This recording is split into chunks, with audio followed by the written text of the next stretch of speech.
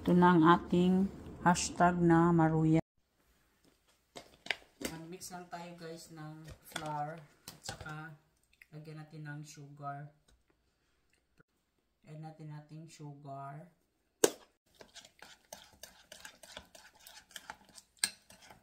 Again guys, na ini-slice natin, ilagay natin dito sa flour na may sugar. Hindi lang muna natin iubos. Idahanda na para ito siyang hashtag.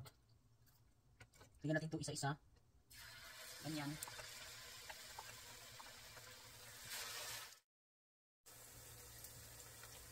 Tapos dyan sa kabila.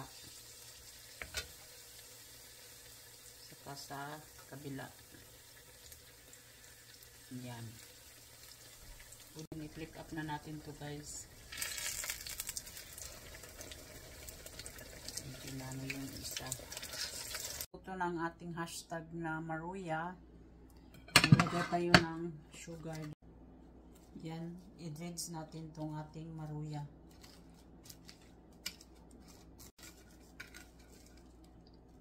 Yan. Ito na ang ating maruya na hashtag.